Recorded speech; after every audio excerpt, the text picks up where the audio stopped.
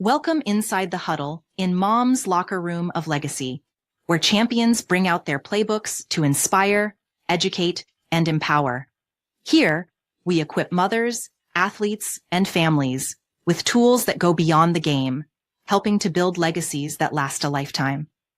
Before we begin, please note, this program is for educational and inspirational purposes only. By watching, you acknowledge that you are participating at your own risk.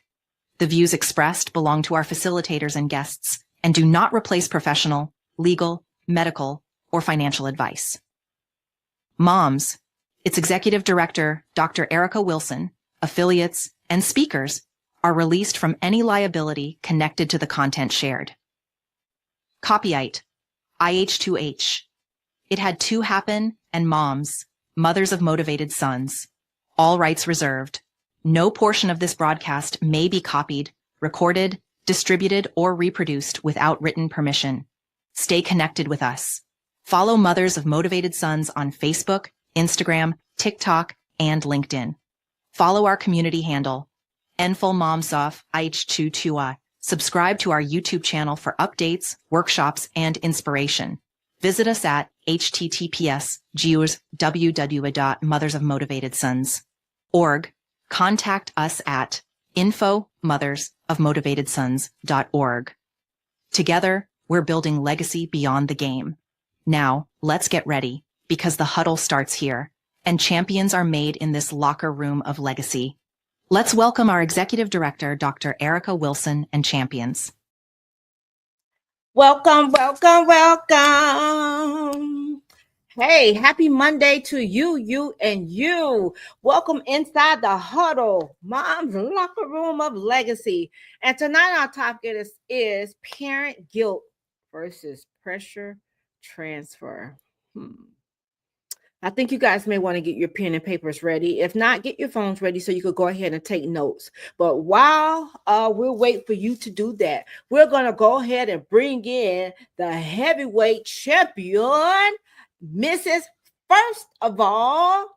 Welcome. Hello, welcome. All right. And then we have Mr. First of all, weighing in all the way from Miami Gardens. Welcome. Let's go.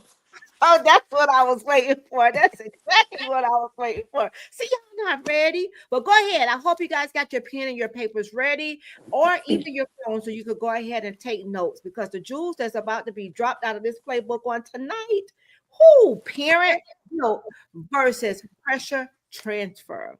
So, kind and most gracious Father, oh God, we come to you, oh God, as humbly as we know how, Father. God, giving you the glory, honor, and the praise on tonight, Father. Lord God, we just thank you, Father, for allowing us to be in the numbers one more time, oh God, yet again, God, and giving us a chance to get things right, Father. Lord God, we ask, God, that as we decrease, God, you increase, God, and you have thy own way on tonight, oh God. Father God, I pray, God, that as pour out, Father, that you pour back into her, oh God. Replenish her as she pour out to your people on tonight, oh God. But God, use her mightily on tonight, oh God. And anybody that's under the sound of our voice, oh God, whatever, oh God, they're standing in need of, oh God, you know all about it, oh God. And we know that one may need you for one thing and another may need you for another. But Lord God, we all need you every second, every minute, every hour. So God, have your way on tonight's broadcast. In your son Jesus' name, God, we give you the glory, honor, and the praise. Amen, and amen. Amen. Thank you, Dr. Erica, for that prayer. Lord knows. Woo, child. Needed that today. Let me do it. All right. Thank you so much for having me again to drop some mental health nuggets to our parents and our youth and everyone else who is out here supporting Mom's locker room of legacy. You know, let me just keep it real with you for a second, right? Have you ever been the parent on the sideline, losing your mind, screaming like the coach could actually hear you, right? Like the ref, that's a foul, right? Or even worse, you yelling at your kid like you forgot that it was a whole crowd watching. I know that's me. Like, I'm that parent on the sideline, like, hey, Tyler, what you doing? Right? Or maybe you could have done that silent car ride home, after a bad game, the one with the windows down and the music down and everybody quiet, like it's some type of funeral or something, and everybody's overthinking, right? And as a parent, you're sitting there saying to yourself, Lord, why do I feel like I'm the one that just lost this game myself, right? We laugh about it, we joke about it, but let's be honest. That's guilt and pressure that's creeping in. And as parents, especially in our community, we want so badly for our kids to win, not just on the court or in the field, but in life. Yeah. We carry our own struggles, our own missed opportunities, and sometimes without that meaning, we handle all of that over to our kids. You don't even do it on purpose. You know what I mean? And the truth is that our babies, they feel it. They carry it. And they start to believe if I don't play well, I'm letting my mom down or I'm letting my dad down. So, but here's the thing. That pressure, it doesn't just stay in the game. It gets in their heads. It gets in their hearts. It shows up in their sleep, in their confidence, even how much joy they feel about playing that game or that sport that they once loved. So today what we're going to do is we're going to laugh. We're going to be honest a lot, but we're going to check ourselves. Because our kids don't just need us as their biggest fans. They need us to be their safest place. And if we can learn how to recognize when guilt and pressure are slipping in, we'll be able to help them better. Okay? So we'll change the way our kids experience sports and the way they experience us, because that's important. Okay, so that's what we're going to be talking about today. Parent guilt and pressure transfer. We don't really realize how much we affect our kids. And sometimes it's so subtle. You know what I mean? We don't necessarily have to open our mouths and say something. We just know how to apply pressure. And it affects our kids. It really affects our kids. So let's start off with parent guilt in sports. And parent guilt equals not enough, right? We start to think, oh, I don't have enough time, or I don't have enough money, or I'm not present enough. And because we start to have that feeling of not enough, it creates this parent guilt. So what's one of the guilts that you carry as a sports parent? Is it finances? Is it missing a tournament? Is it not giving enough opportunity? I want you to think about that. Take a second and let that sit with you. Having guilt itself isn't bad. It's a sign that you care. But when it's unchecked, it turns into pressure. So if you don't check the guilt that you feel, it starts to be this unspoken pressure. Because we don't say these things to ourselves. We don't go in our room and go, man, I ain't got enough to pay for this. It comes out loud. The kid brings you a paper that says that they gotta, come up with $200 for a uniform, or they need these cleats that's $150. And the first, I don't have that money. Where am I supposed to get that from? I gotta go work an extra shift. It comes out loud. And it's not on purpose. It's just our own frustration. And then there's the pressure. Okay? So children, they absorb stress just like sponges. And that transfers into how they show up in their sports spaces. Okay?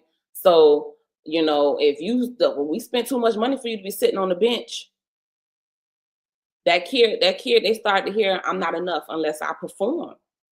They're not thinking anything else. They thinking about how I'm gonna get on this, how I'm gonna get out here on this field, how I'm gonna get out here in the coach, what I gotta do to get out here, because my mama said this was too much. It's a burden on my mom, and I don't want to be a burden on my mother. So we have to be very careful how we vocalize things to our children, because that leads to perfectionism. It leads to anxiety. It leads to identity issues. And again, it wasn't on purpose. It wasn't on purpose at all. So how do we recognize those signs? What are the red flags? Right? How do we know that it is affecting the athlete, that pressure? How do we know it's getting to them? Okay, so I'm going to give you some of those signs on the mental health end, and then I'm going to give you some of those signs in the sports performance end. Okay, so some red flags that it is affecting your child's mental health: stomach aches. Okay, sleeplessness, emotional shutting down. Right? And these are things that we would just say, oh, you just don't feel good. You okay, well, go lay down, you know, but it is affecting that pressure, that stress is getting to them, and it creates things like ulcers. Because see, now remember, the things that we struggle with in our mental health can affect our physical health, right? And so, as we know, and if you don't know, if the doctor tells you about ulcers, they'll tell you that a lot of that comes from stress. Okay, breaking out on your face, right? Certain type of acne and things like that. It could come from stress and trauma, right? So our bodies keep the score. There's a book that I always recommend to my clients called "The Body Keeps the Score," because it talks about how your mental health is connected to your body and your physical health. Okay, so those are some of the red flags, all right, in the regards to the mental health. Now let's transfer over to the sports performance. You get kids or youth that are choking under pressure. They avoid practice. I'm slowing down. I see you, Eric. So they choke under pressure. They avoid practice. They have a loss of love or joy for the game.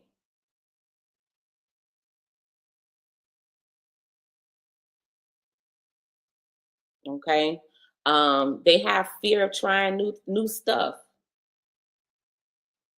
when it comes to the sport, because they're scared that they're not going to perform the way that they are expected to perform. Okay. They have a drop in their motivation. There's this burnout. They quit. Who would have thought that something as simple as me dealing with what I can't do as a parent would cause my child to make some executive decisions? Those are executive decisions. I don't want to do this no more. Right? So now at this point, what they're doing is they're showing up in a space and they're just kind of on purpose messing up. Okay. And so these are the effects that we notice, is going on with these teenagers or these youth when they're experiencing the pressures that are being transferred over by the parent. Okay. So how do we break that cycle? we definitely have to self-regulate. Okay. You want to do things that will help you to focus your mind so that you're not caught up on the pressure. Breathing techniques, praying, journaling, talking to somebody. I'll go back over it again. Talking to somebody who, you know, like kind of like, I don't want to call it debriefing, because debriefing is typically what you do after the game, right? But having a conversation with someone before to kind of dump those thoughts that's in your mind that you're worried about, right? So again, breathing, prayer, journaling, okay? As a parent, we want to reframe our thoughts. And so what reframing your thought is you are changing this negative to a positive thought. Okay? So when someone tells you to use this technique of reframing, which is it's actually very good technique to use in all forms when you're dealing with anxiety or stress, you know, you practice reframing self-talk. You practice reframing self-talk. So instead of saying, I'm failing as a parent, I'm failing my kid, you say I'm present for my kid. Okay, you reframe it. And what that does is it helps to shift your mindset to a more positive perspective, which then lowers the anxiety or the feeling of the stress that you're feeling. Okay, because what we have learned is that what we think, it dictates how we act and how we behave. So if I can change the way I think, then I'll change the way I act, or I'll change the way that I behave. Okay. So that is definitely one of the things. As a kid, you want them to own their stress out loud. This is not my worry. That's for you to carry. I'm too young to be concerned about what you're concerned about. That's your job. Right? And allowing them to let that go, because they can't take on that responsibility. And this is major when we're talking about a single parent home, because statistics show that in a single parent home where the mother is the single parent, the male child is more likely to take on the responsibility of the second parent, or to take on the pressure of the second parent. So in this space, what they're doing is now when mom is saying certain comments, not on purpose, again, but saying certain comments about the stressors of life, that in turn is going to hinder that kid from doing whatever sport that they got to do. They pick up that responsibility or that concern. Like, how can I take this off of my mama, even though it's not their responsibility? So as a parent, the goal is to try to remind them that this is not something that you need to be worried about. Okay. Having those healthy talks, those post-game talks with your child, right? So, you know, instead of having critique, it goes from critique to curiosity to affirmations. So instead of critique, it's critique, curiosity, affirmation, right? Because we don't want to critique, because when we critique our children, that creates the pressure, because we don't know how to give constructive criticism at all. I don't know if maybe they need to teach that in school, because we missed that lesson. We don't know how to give constructive criticism. Instead, we just know how to say what we didn't like, what wasn't good, right? So instead, we have to transfer from that to curiosity and affirmation. So instead of why'd you miss that basketball shot, or why'd you miss that catch, is What did you enjoy about the game? What did you notice about you?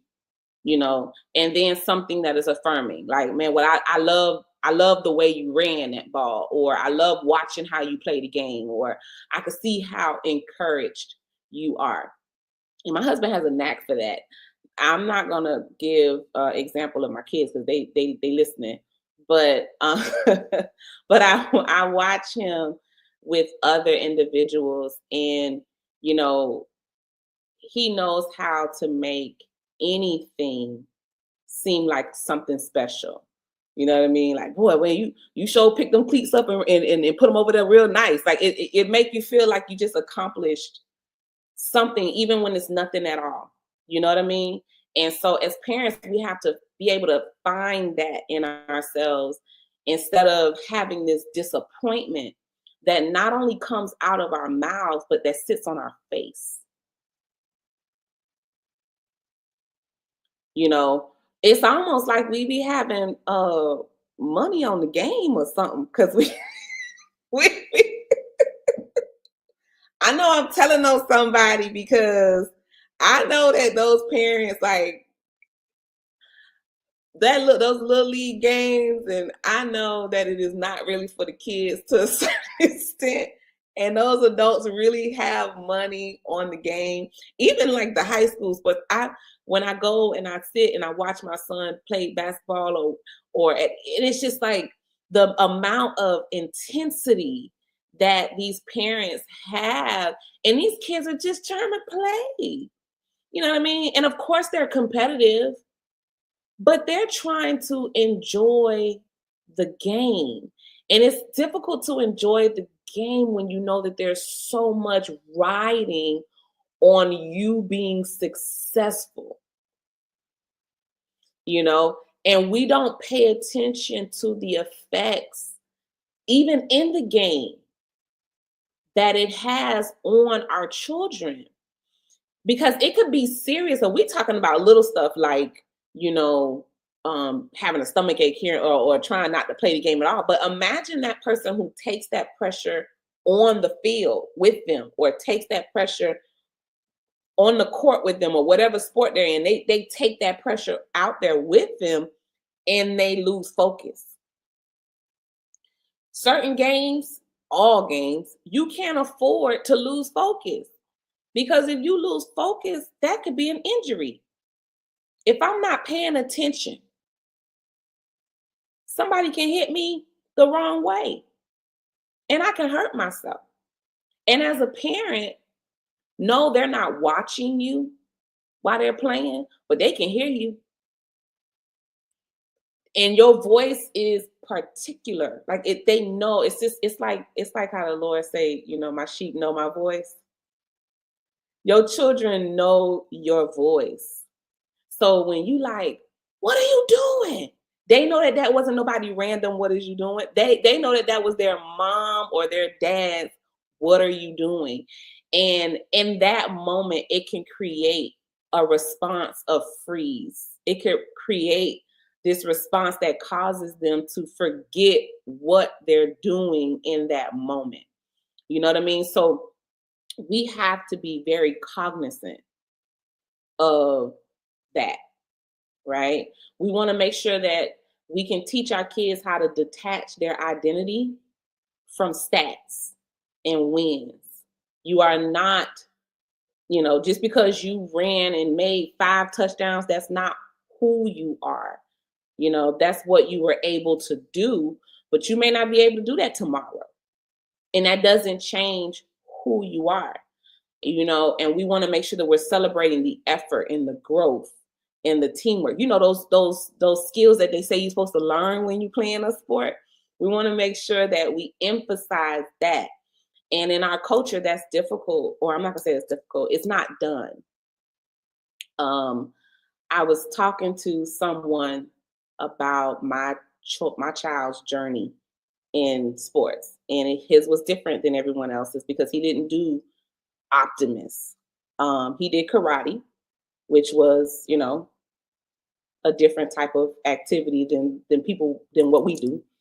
So that environment was different. And then I let him do I-9 sports, because I was like, you could do that. And that person is laughing. He's on this thing right now. That's why I was trying not to put him out there, but since he's laughing, I'm gonna talk about him. So my husband, Mr. First of all. And what's I-9? So I-9 Sports. So that's I-9 Sports is a league for parents who are basically they're active, like they're meaning like they work. So you do practice on a Saturday and the game is the same day. Like there's not this whole So it's supposed to be a little bit more helpful for the parent, but it's also there's not real coaches. Like the coaches are like volunteered. So every game there is a different coach because it's like the parent. So like a parent can volunteer and then another parent will volunteer, and right. And it's just kind of like, everyone's a winner. We're gonna just like you're gonna learn the the how the game goes, but we're not pushing the win thing. Like the winning thing is not important. Just good job. You made a shot. Good job. You running in circles. At least you know how to run. Like it was like that, right? Now when my son did that, he was like 4, 5 years old. I refused to put him in. They wasn't gonna do my baby. not like that. They weren't gonna do it. They weren't gonna do it. But he has very strong feelings about I-9 Sport. Why do you like that, Mr. First of all? Man, listen. So with that I-9 Sport, like I had to learn to look at it from a different perspective, because only thing I know is to compete. I'm very competitive. And when I heard about I-9, I kind of, and I'm guilty of it, I kind of shunned upon it, right? But the positive thing out of it is the parent-child engagement, more or less you're learning as much as you can, because like you say, it's volunteers. Some of them don't even know what's going on, and maybe they may get some information from others to say, hey, this is this. So the parents are learning the game as well as their kids. So from that perspective, I love that. I'm not with all that everybody wins, but that's on the competitive side. So I had to kind of dumb down and look at it from a different perspective. So I still feel the way I feel, but I see a different side of it. Some of the lesser talented kids participate in that, and more or less the parents just want to see them having fun. So yeah. you know. Yeah. And for me, it was a balance because Tyler's very talented. I just didn't want him. I personally had my own feelings about what I grew up watching. You talk about somebody who Care City, brother played in the Optimist, cousins playing in Optimist. So I'm looking at all of this. I'm noticing. I'm teaching in the school. I'm teaching at Care City, so I'm seeing how parents and coaches and how that works and how there's this favoritism in the sport. So I was protecting my child while still allowing him to have access to sports. But he did have a balance because of karate, which is extremely competitive. Because he wasn't just someone doing a little routine. He was actually fighting. So he was in competition. So he got the balance. But I brought that up because I feel like there was this healthy transition in his mindset that I'm doing what I'm doing, and if I do great, cool. But if I don't do great, I'm cool too, because I know I'm good. I know that I know how to do what I'm doing, right? Or I tried. You know what I mean? And he was able to acknowledge the growth that he was making. And a lot of the times when we're talking about the pressure, it's hard for our kids to connect growth because to them, they're not growing unless they're making a stat. Or they're not growing unless they have a win. So the fact that I was able to run from the 10-yard to the 15-yard and I couldn't do that last week, that don't matter to the coaches because the coach wants you to run to the touchdown. Right. You understand what I'm saying? So for the kid, well, if I didn't make it to the touchdown, I'm just not doing good. I'm no good at this.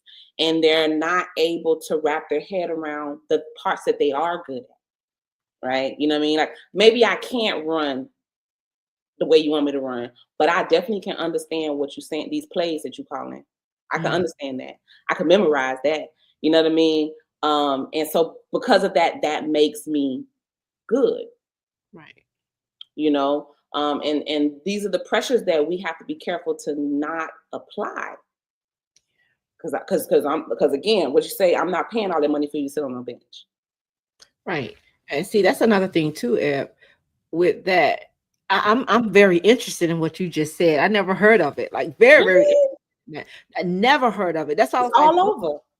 like I never heard of it. But when we were supposed to go in volunteer at this weekend, they have a soccer league that's like that. Okay. Right?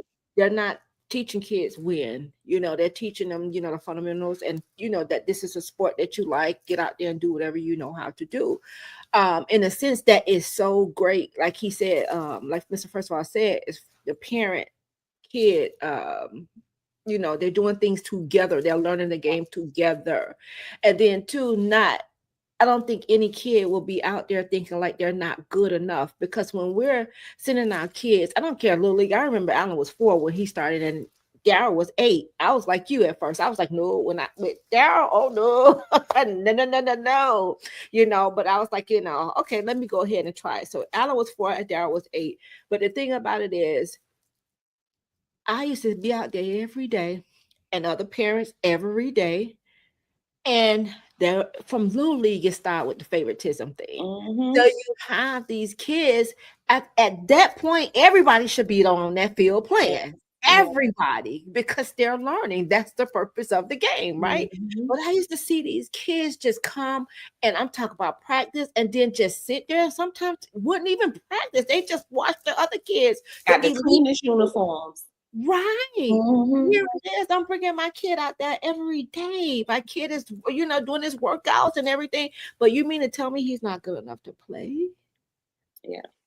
And Well, I'm sure that I there's got a a comment on that. I got a yeah, comment go on ahead. that. So just so y'all can see the other perspective of, because I had a lot of a lot of parents used to come to me.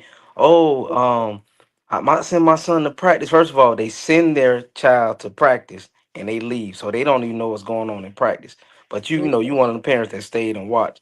Um, the hardest thing for me to have the parents understand is that the reason, well, this is for me, I can't speak for all coaches.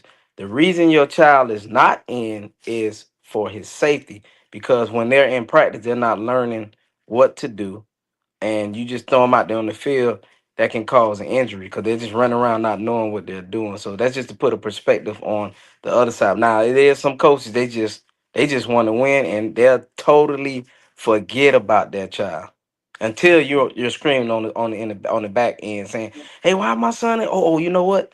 And that's why in the lower level, you'll see so many coaches, because you have to have that many coaches. You got to have that coach, the get back coach at the little level, because they run around chasing butterfly, playing in their nose, hitting each other, playing with the water on the side. And then you have that coach that's watching the kids that's not able to get in. So like, hey, coach, hey, remember such and such need to play. That's why you have so many coaches for those things.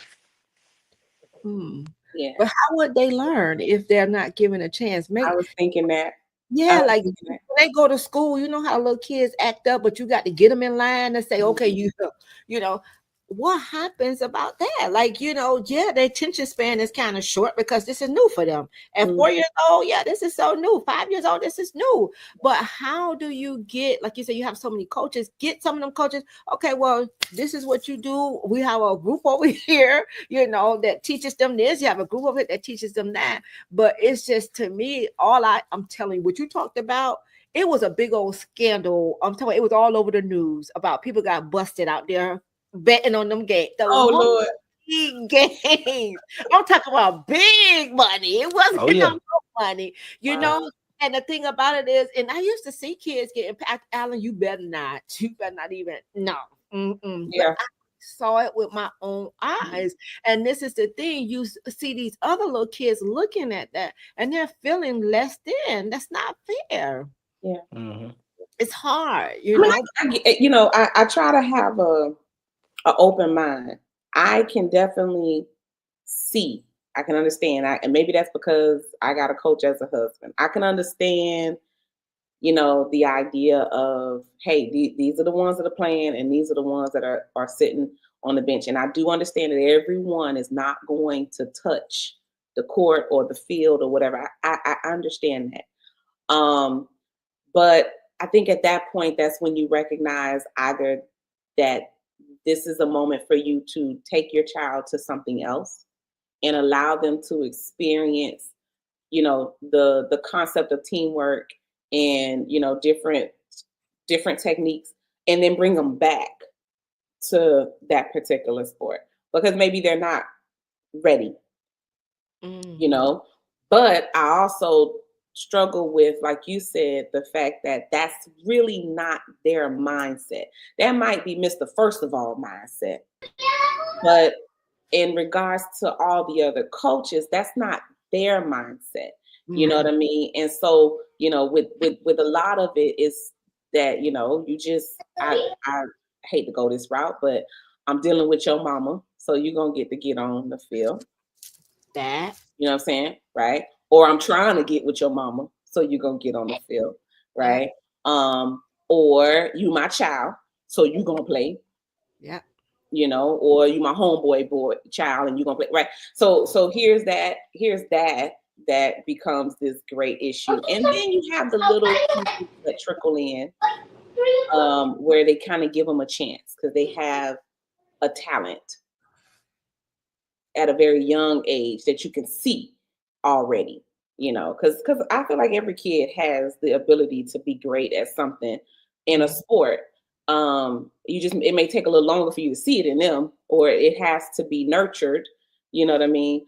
But as a parent, that's when you come in. So instead of trying to push the idea to play this sport because I played this sport,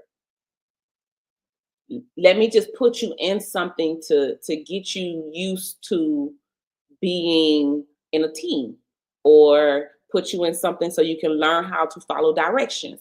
Or let me just start you out. And I that's why I liked I-9 sports, because that was the idea. It was like, okay, you got these kids, and don't get me wrong, it's kids that are older than 4 and 5 that are playing I-9 sports. I start to fall over to Mr. First of All when you start talking about the older kids. I think I-9 sports is really good for younger, where they're trying to learn and they don't know, right? They don't know how to follow directions or all that good stuff. So, that for me was that space, because it was like, someone says, catch the ball, and you had to listen to catch the ball. Like, you learn how to follow. And so that's what pushed me over to that. But it was a different environment because you didn't hear, get the ball. Why you got a ball? Run, get them. You didn't hear that. And it was all kind of sports: basketball, flag football, softball, soccer, cheerleading, all kind of lacrosse. They got all kind of stuff for I-9 sports. But you didn't hear that. Everybody left out of the game with big old smiles. The parents was happy. Everybody was happy. And I ain't got to see you again until next Saturday. And to imagine that these children end up having a healthier mindset about the sport than those other individuals who are in a less healthy environment when we're talking about sports. And that becomes the difference, because the exposure of how to appreciate the game or how they view the game. And it's not always the coaches, it's the parents. Because my friend child can run the 100 in such and such time. Why you not running it? Ain't y'all the same age? What's going on? Well, if you stop getting over here, playing over here, then you don't play with the dirt. If you stop playing with the dirt, you could run like her. It's the comparison, the pressure, all this different stuff. And so we have to be careful, because you're going to feel what you want to feel. And there's nothing wrong with you feeling like, boy, my kid is not good. You just don't say that. Just don't present that to that child. don't present disappointment. Learn how to see beyond, like we said, the stats, and be able to see them, you know, because when you're able to see that, then you're able to help them see it. So some tools and some coping skills that will be helpful to manage this for athletes is like some emotional, like check-ins before and after practice.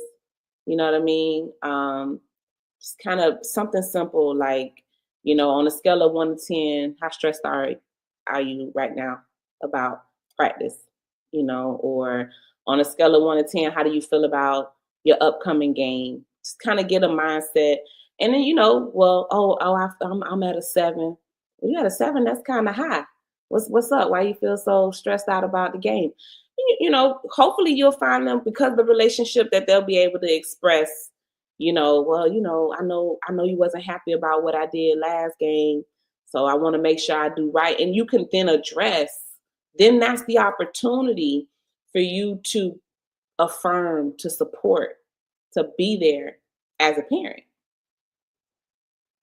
You know, so that's something that is very helpful. And of course, those affirmations, you know, I'm more than my game today. You know, being able to speak to themselves in an affirming way. We definitely have to teach our children how to speak positive to themselves, encourage themselves, you know, and this is helpful either with something that you created, some type of affirmation, or just a scripture. You know, I believe I said something before about Tyler's scripture. He kind of he took it on his own. I could do all things through Christ that strengthens me. And that was something that he, every competition, he would say that, you know, before he did he got on that mat to fight. He was, I could do all things through Christ that strengthened me, to the point where the whole family would be out on that's what we was hollering on the sidelines. You know, all things, Tyler, don't forget you could do all things. Just, and that, if you're going to scream and holler something for him to hear or for her to hear, let it be something affirming, something that's going to create this, you know, I can do it mentality, where they can see, even when I'm not doing it, even when this man got his hand around my neck and I'm about to go down, I can do all things. Who knows? Maybe you might get some supernatural strength and come back up. You know what I mean? Or like Earl say, his mom used to do the little bean thing or whatever, and he could hear his mama from the, you know, while he wrestling. You don't realize the strength that your child will feel when they know that you are with them even when they're down. That you not only with me when I'm up. It's needed. It's needed. So that is everything that I have for you guys today. So we can move over to questions and answers.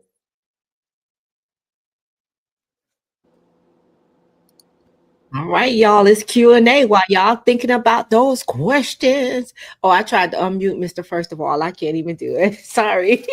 While you guys are waiting for getting your questions and your thoughts together, let me go ahead and show you guys a little something. Hey guys, it is your mental health champion, Ebony, also known as Miss First of All. Have you gotten your tickets for the Next Play Network and Mixer? If you have not, you need to go ahead and get it. This event is going to be on September 6th at 5 p.m. at the Henry County Parks and Recreation. That address is 307 North Mount Carmel, Hampton, Georgia. And let me tell you something. We have amazing content for you. We have NIL attorneys. We have financial literacy. We have mental health information. We have recruitment information from coaches. We also have our nutritionist on board. I'm talking about everything you could ever think of, everything that you're gonna need to be successful on this sports journey will be in the room on September 6th. So if you haven't gotten your ticket, head over to our website, www.mothersofmotivatedsons.org. Click on the link in the homepage and get your ticket. It's only $50. Make sure you have on your all black and you show your face in the place. Have a good one. All right. Wait, when I say I was looking at Mr. First of all, honey, that's why I came up there when he saw his wife speaking, y'all. I know that's right. And apparently I like leopard, but okay, go ahead. Oh my God, that was so awesome. But as she said, get those tickets, guys. It is approaching really quickly, September 6th. So let's go ahead and lean in with the questions. Anyone have any questions or comments? I have a comment. And this is more or less to the parents that may be watching, the mothers. More or less a suggestion for you guys to help out with that. Um, the, not stressing your kids out so they don't have a bad performance.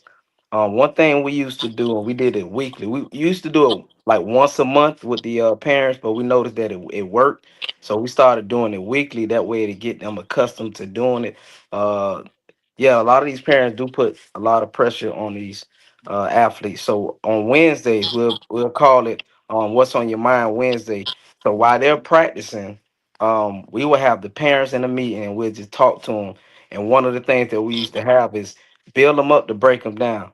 So you're used to breaking them down all the time. Why you didn't do this? Why you didn't do this? So we'll tell them at least build them up first, and then you could kind of chime in and throw in, what you want to throw in. So to eliminate some of that stress, we'll just tell them, hey, had a conversation with your kid. He messed up then doing whatever such and such. You ask him, you get the team parents together and say, hey, listen, ask these questions first before you get into it. And some of the questions was, well, how you felt about practice today?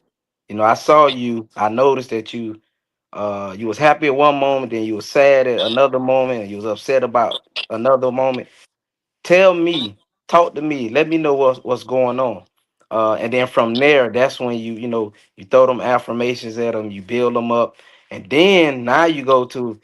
So I also, I saw you miss a couple of tackles, but that's okay. You still building them up, but you're breaking them down in the sense of you let them know, hey, I saw you mess up. What can you do to make that better? So that's one of the things that we used to do on Wednesday. So if you're a team mom, if you have a voice with your team, you can get together on your own, talk to them because you're the team mom. So everybody have your number.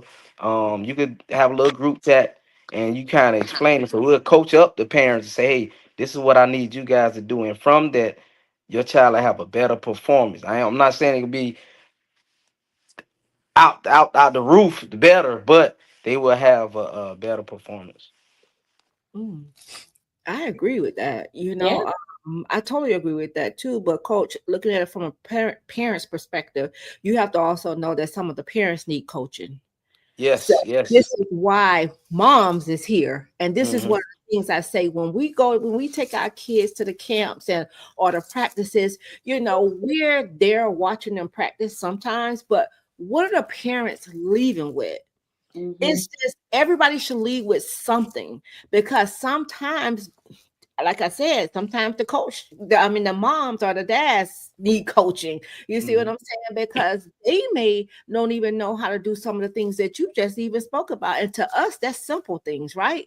But to some others, they may didn't get it. So we can't expect others to give us what they didn't get. So however, when you have programs like we have here at Moms, we're able to get out to the camps and educate the parents and, talk to the parents, not even just get out to the camps. They should be getting on these workshops and listen to what we have here, because at the end of the day, it's so much that's giving here. And I'm sure probably in other places too, but we're not just telling you about how good your kid is or how much money your kid can make no, we want you to know all aspects of the game, because there's a lot that comes with this from the little league up to a pro level. And if you spoke about the kids knowing the voice, I remember when Alan played for the Cowboys, I promise y'all, I wasn't real high up, but that boy turned right around when he was being interviewed, and he pointed directly to me. He heard me from way where I was at, and the lady was like, "How did you know she was sitting there?" He was like, "I know my mom's voice." Yes. And see, that's the thing. It's very, very important, and we think sometimes our kids are not listening. They listen to everything.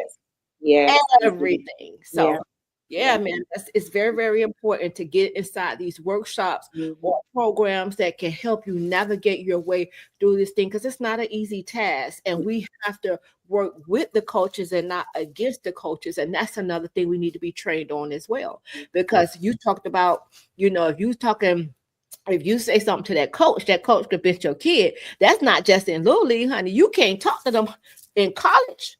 Them collegiate coaches don't want you talking to them. They feel like they talking to your son, and that's it. You talk if you want to, and I know from experience, not by me, but my son's father said something and caused some, a little havoc, but at the end of the day, we got to work together, because as we are leading these kids, it's going to take the parents, it's going to take the coaches, because that's who we're allowing to be, there for our children when, even if we're sitting in the background at the time, they play a vital part in a kid's life as well.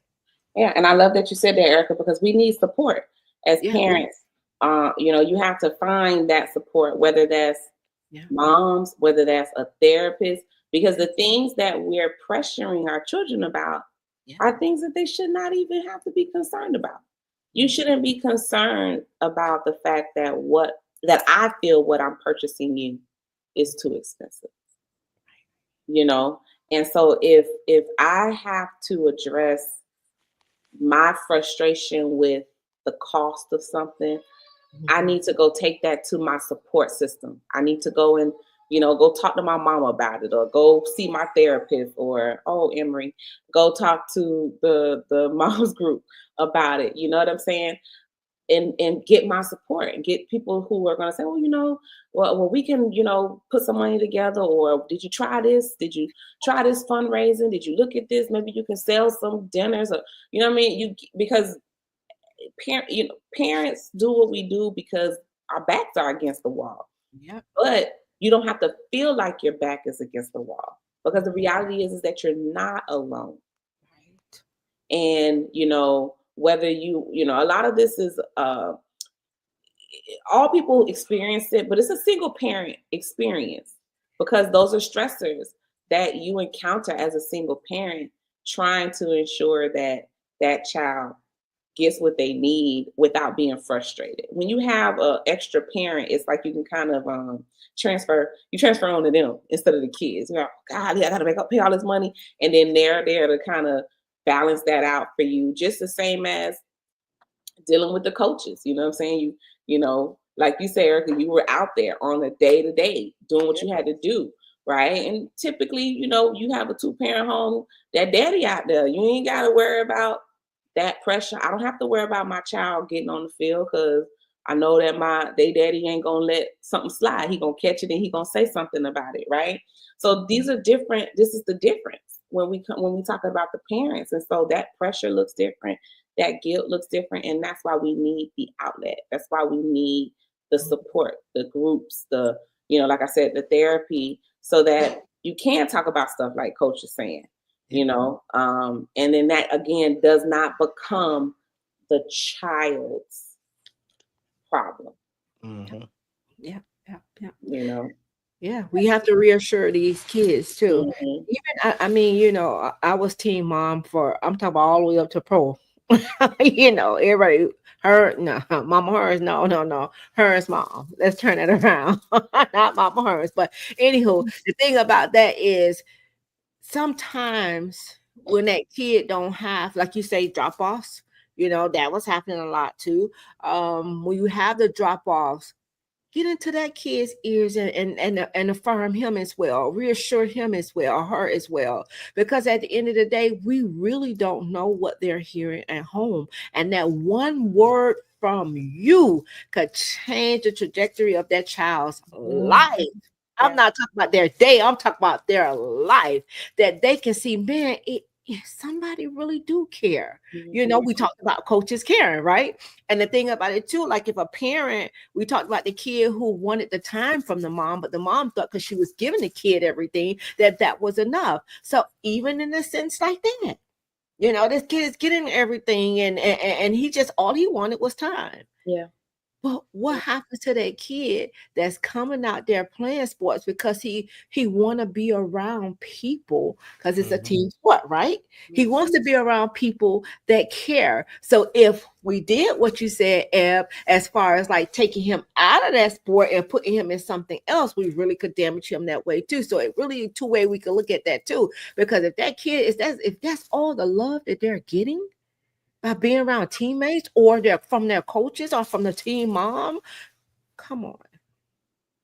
But you know what? And I'm glad you mentioned that, because I'm gonna talk about in one of my workshops, the benefits of being a multi-sport athlete. Even though, yeah, like what you're saying, you may take them away from that, may be the only little love that they're getting. But you're also eliminating that opportunity. They may go to another sport and they may receive that same love, if not better, because you have different coaching styles. You learn different things. You have different opportunities to learn from those different coaching styles. So you have football coaches are a little bit more aggressive. Baseball coaches are aggressive, but it's more learning, because I was a baseball coach as well. It's not a lot of yelling and fussing in baseball. Same thing in swimming. When I was coaching swimming, it's a lot less screaming. I mean, you just scream because you're outside and you know the water splash and they can't hear. It's different. Basketball coaches are a lot more aggressive. So you are kind of missing out on not allowing your child to do another sport. So don't stress them out because you play football. They have to play football. Yeah, you can put them out there, let them try, see if they like it. If you notice and they not paying attention, like she said, it may not be time for them just yet. So you might want to pull them and try and do something. Just throw them in a whole bunch of stuff, and you'll find out what they really enjoy. It's important to know your child. I think we talked about that before. Like, you know, you got to have a relationship with your kids before you try to put them in sports that is not extracurricular. I think that's the thing we gotta put a line between. You have people who put their kids in sports because it's something for them to do, keep them active. You know what I mean? While whatever. I don't want my child to be sitting watching TV and playing games all day. So you put them in a sport. And then you have people who put kid in a sport because my child is skilled and they have a talent and I want to hone in on it and focus on it and make it grow. And that's the difference. But you got to know your child. Yeah. You know, because when you know them, then you know you know what sport to put them in. And you know what, too? I might get kicked out for saying this. Lord. Nah, you ain't. I might get kicked out from saying this, but it's where you take your children at. No, listen. That's a big part. Because I done been on some big part teams too. Well, I didn't hear all the screaming and yelling. Hello. Right. So that's a big part. Where you take your children at the end of the day. Yeah. So, But you know that develops a different. I noticed that too. That it develops a different kind of player. Yep. And that could be negative or positive. Yep. But it develops a different kind of player because they're getting a different kind of experience. But I agree. So you ain't getting kicked out because I'm with you. Okay. I told, he was laughing at me because I told him, I said, hey, when I did think about putting him in football, I was gonna put him over there PPO somewhere, you know, out west somewhere instead of in Miami Gardens, because I felt like it would be a different nurturing experience. Right. You know, you send your kids to school. Like when you send your kids to school, you want to try to get them the best education that there is. But you know, I'll tell you something, and it kind of be it's a catch-22. Yes. I'm telling you, when they get up there in high school and the collegiate level, they definitely want to hear some stuff. Yes, sir. But as a child, I just don't think that should be just out the level. Yeah. But when they get up there to high school, at that collegiate level. Yes. Girl, Right. when I say I wanted to hop that fence plenty of days, There's a difference. but hey, I had to, Yeah. pump my brakes Yeah. because at the end of the day, I knew one thing about Alan. Alan could be listening to you, and you think he listening, but it's going right out his head. he ain't nothing to That's a get in his skill. spirit. I Right. said he has an old soul, like a Yeah. real old soul. So what? Hey sis, she says sometimes a parent put their child in a sport for their own satisfaction, fulfilling the dreams that they may not have now. Yes. Absolutely, we talk about that all the time. Right. Mhm. All Yeah. the time, and that's where sometimes with a kid um gets burnt out because Right. Yeah. dad is pushing it. Mhm. You heard what Ryan said. One of his kids, I mean, one of the person that he knew, kid missed something, and he had the kid running around doing laps after the game was over, Mhm. and the people couldn't leave. They had to sit there and wait. That's crazy. Yeah. Yeah. And that goes back to like what she said, knowing your child. So my brother played football. He played baseball. He boxed. So inevitable, he was pushing his son, not really pushing him, just trying him out in football. My Yeah, nephew not the best football player. We put him in track. The dude made the Junior Olympics his second year of running track. That's mhm, that's his lane. yeah, He's on the spectrum. So certain sports goes for him. He don't like contact, but the boy can run. So that goes back to knowing your child. You know your child is real timid. Do not put them in a aggressive sport thinking that's gonna change them. It's not. It's gonna make things worse. I'm Yeah. telling you that now. Try him out in baseball because Mhm. he got great hand-eye coordination. I put him out there with a soccer ball in the backyard. I never seen this guy watch a soccer game. I don't know. Maybe they did it in school, but his footwork, him controlling, because he's focusing on that ball and he yeah. can kick that ball in different angles. And I was like, hey man, we gonna have to put him in soccer, man. Try him out in soccer. So yeah, it goes back to knowing your child. And How Erica makes this that she says this all the time. She says, you gotta listen to your kids. But I'm gonna shake it up a little bit. come on. Listening is not just words. We communicate in our body language. Yep. Because we are expressive in that sense, and we communicate through silence. And you gotta watch your kids, not just listen. You gotta watch your children because your children tell you so much through their day-to-day actions. And Mm-hmm. that's just not a little kid, that's older kids. But we typically start our children off young in sports. Yeah. Watch your kids. But you If know your what else? yeah, They'll end up saying that child is bad when that child is crying out for attention. exactly. Mm-hmm. Mm-hmm. Yeah, yeah. But you will wait. You will stop wasting everybody's time if you just watched your children. Like he said about his nephew. You know what I'm saying? Hey, we not trying to waste. I'm not trying to waste my time at 5 o'clock. I got to sit out here at 5 o'clock to 8 o'clock for practice. I'm not trying to waste your coach time. That's got to tell you to sit down and stop. I'm not trying to. You don't. You ain't got that one. Let's go over here and try this over here. Let's put more attention to this over here. You just won't be the next legacy. It's all right. Mhm, mhm. Create your own legacy. Yep. Yep. And then they won't be comparing themselves. And I love the fact you two, I look at Alan, he has his kids. Well, Chase, the oldest one, he's in soccer and Yes. Yes. basketball. That Yes. look when I say he raw with it, okay? Mhm. And now I said, well, would you let him play football? I even watched him and Alan was throwing the ball in the house. And I'm looking like, okay, he's gonna be an all-around athlete. Mhm. But Alan Athlete. said whatever he chooses to Yes. do.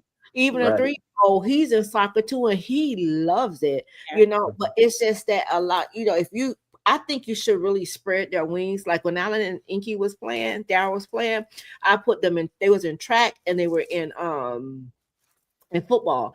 And the reason I put them in track though, because both of them was asthmatic, and the pulmonologist said, put them in track and build up their lungs. Mhm. Unfortunately, I mean, they still Daryl has it more because he was a premature baby, but Alan he grew out of it. Every now and then it probably will flare up, but them boys was good. They were Mm-hmm. good.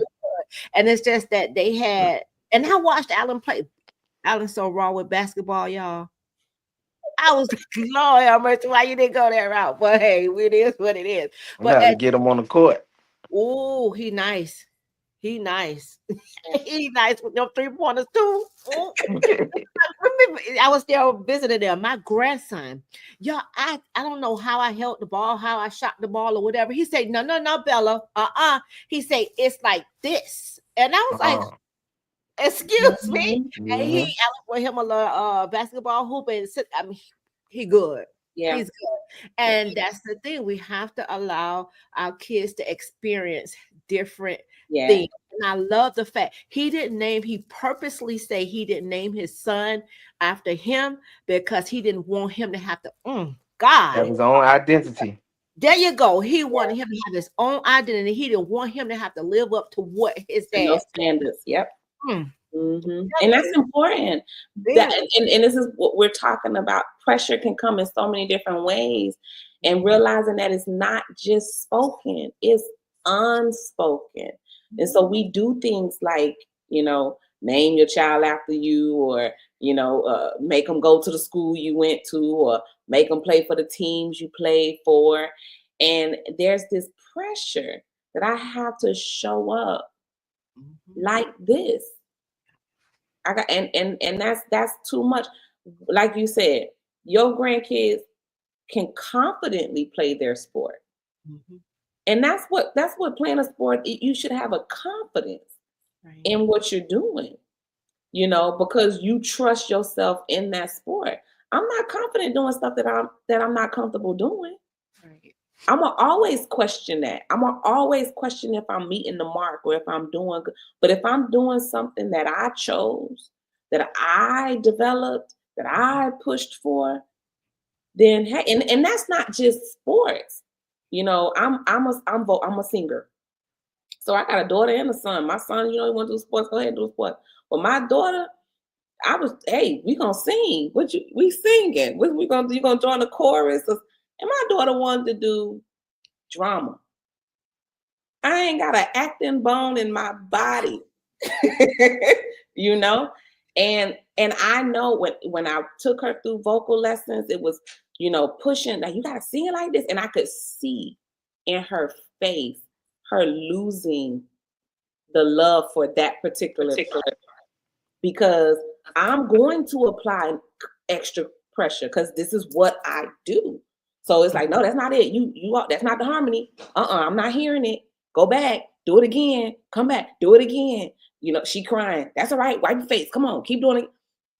So it ain't just an athlete thing, you know.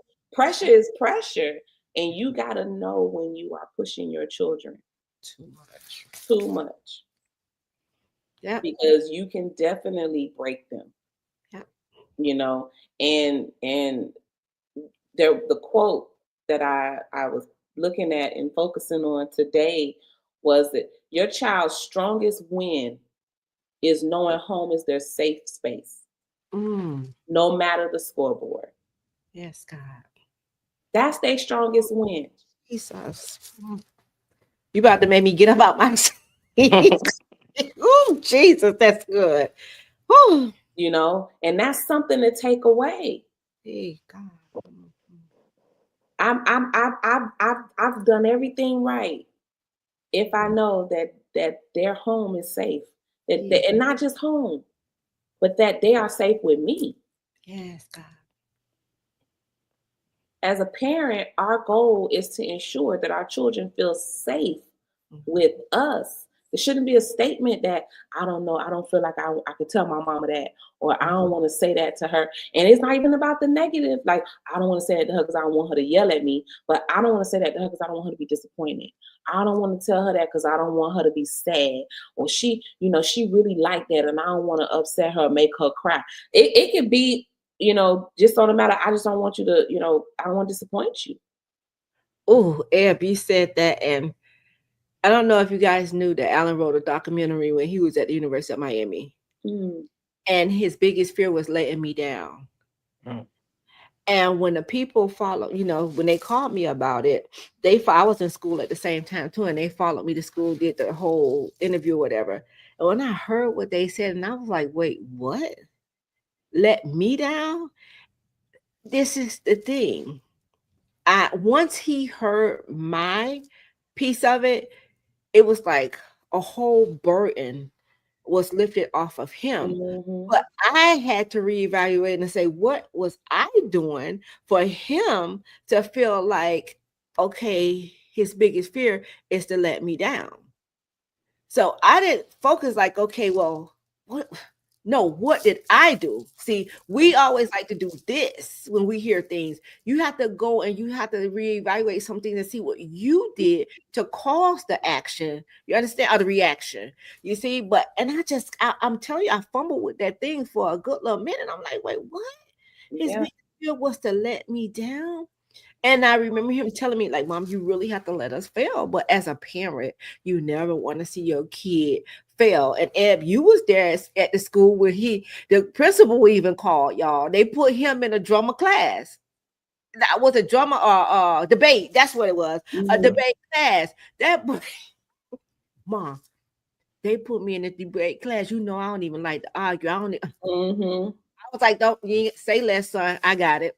And put the principal on the phone. The principal say, Miss Wilson, I don't even know why they put him in there because this boy is not going to be arguing with anybody. Mm-hmm. And at the end of the day, they took him out. But the thing about it, he spoke up for himself. Yeah. Although he did call me, he let them know too. And they were not listening, right? Mm-hmm. So the principal had to get involved, but it worked. This is why we have to listen Yeah. to hear and not listen to respond to our kids. And like you say, watch the body language, watch their actions. Stop saying, oh, they just bad, they just looking for attention. Mm-hmm.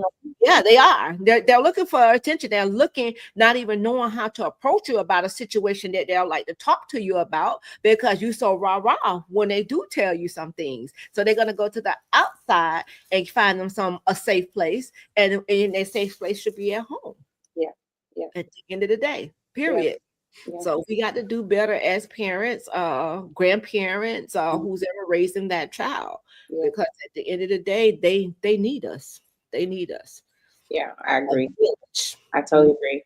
One thing I want to leave with everyone is to remember that in order for you to take care of your children or your responsibility, whatever you want to call them, you got to take care of yourself first. As a parent, especially a single parent, you tend to let that part go. There's a lot less taking care of yourself than there is taking care of your responsibility, right? Because I didn't need that child didn't ask to be here, and all these other statements we make to make ourselves feel like we should not prioritize ourselves. But self-care is extremely important, and it goes beyond getting your hair and your nails done or getting a massage, or it goes beyond that. Those are good, don't get me wrong. I love it. I love to be pampered, but it goes beyond that. It is a lot to do with your mental health. It's a lot to do with your healing. It's a lot to do with giving yourself permission to release things and to forgive. And then you can show up in parenthood on a whole nother level Mm. when you have cared for yourself. When I talk about self-care to my clients, I always use the example of being on an airplane. When you get on the airplane and y'all get in y'all seats, everybody comfortable. You got the flight attendant gets on the thing and they give you the instructions on how to take care of, put your mask on. And they tell you that this mask is going to come down if we lose cabin pressure. This is going to fall. And when it falls, put the mask on yourself first, and then put the mask on everyone else. That is the story of life. Why? Because if I choose to put the mask on everybody else next to me first, by the time I get back to my mask, I'm dead. I am going to be on the floor because I am going to lose all oxygen. And so, what good was it for them to tell the story of how they got saved? They want me here. They don't want the memory that I saved their life. They want me to be there with them. So put the mask on yourself first. So then you can take in enough oxygen to care for everyone else. And with that being said, care for you first. Prioritize you so that you can then care for those individuals that you care for. So I challenge you guys today to reflect on one pressure that you will release from yourself and one that you will release from your athlete. Reflect on that and do different, do better, check yourself. That's it for me. Mm. Oh, y'all better get your pens and paper ready because the mental health champion brought out her playbook on tonight, y'all. Oh my God, this was so good. If this has blessed you, and Stephanie, if you're still here, I saw on Facebook that you were saying that you were going to be in that next play. Go ahead and grab your ticket now, sis. And tell another mother to tell another mother to tell all the mothers to get on side, get inside that next play. You definitely want to be in the next play networking mixer. September 6th, guys. Listen, y'all just got a tad bit taste of it here in these workshops, but it's gonna be live and in color. So put on all your black and come on out and join us at the next play, y'all. Mr. First of all, do you have anything to say? Yeah, I always have something to say, whether it makes sense or not. I would just say to the parents, man, just like I said before, uh, build them up to break them down, but break them down positively. Ask them when they mess up, what could you have done? Let them be the answer.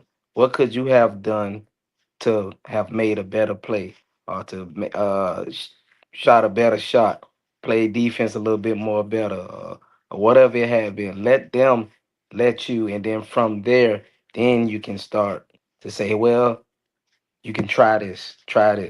So build them up and break them down positively. You heard it here. Inside the huddle, y'all. Mom's locker room of legacy. Listen, we love y'all so much here at Moms. We just want to be able to help you navigate your child's journey through this thing of sports. Because what we all know that one day it will all be over. Sports will end. And we want to know want your kids to know who they are when sports is maybe sometimes done with them and they're not done with sports. Because at the end of the day, that is a hard pill to swallow when sports is done with you and you're not done with sports. And truth be told, I'm speaking from a parent's point of view, it affects the parents as well when that sport is over. Why? Because one thing I noticed, and I can speak for me and I can't speak for anybody else. One thing about it is you notice when all the love was there when the child was playing, when the athlete was playing, and soon when it's over, where's the love? At the end of the day. So it affects the parents as well. So if a parent is telling you that it do not, all I can say is just check them at the end of the day, because it hurts to know that, yeah, my son received all this love when he was playing, and it's like pulling teeth to get support now, and any other thing that they may be doing. However, this is why it's very, very important, parents. You may not know who you are, but make sure your kids know who they are. Because I'm telling you one thing, and y'all know Alan, he's very unbothered. At the end of the day, he's living his best dad life. So at the end of the day, make sure your kids know who they are. Please, please, please, please. Because when your number is called, when that jersey come off, look, I'm going a whole nother way with it. When that jersey come off, or those cleats come off, or that skirt that uniform come off, the child needs to know who they really are. At the end of the day, be the best them at the end of the day. And education first, y'all. Education first. Make sure these babies getting their education, because they're gonna know how to they're gonna need to know how to read those plays, right? They're gonna know what is the SATs, and they still doing that now. Yep, Mhm. ACT. Yeah, listen, come on, y'all. Let's help our children. I don't care if the baby is not yours. If you see a child on a team that, maybe that kid is always getting dropped off and picked up late, I saw that too. But maybe that child is waiting for the parent to get there. The mother could be working, father could be working, whatever it may be. That child is still left there. Just speak some words of affirmation and assurance into them as well. Love on our babies, y'all. At the end of the day, they don't have to be yours for you to love on them, because at the end of the day, it may be you that needs somebody to love on yours. So without further ado, y'all, Stephanie, get that ticket. Go over to www.mothersunmotivatedsons.org to get your tickets, guys. Tonight's the night. All right, y'all, we're out of here. We love you all. Give y'all some virtual hug and some virtual love. Oh, I thought it wasn't gonna come up. All right, y'all. I'm going downstairs to eat me some turkey wings, collard greens, and picture peas and rice. Ooh, I'm telling Naomi. I ain't your friend, Mr. First of all. Good night, y'all. She All right, on there. good She night. read it already. Okay. Bye-bye. It's good. It's good. It's good. It's good. You're good.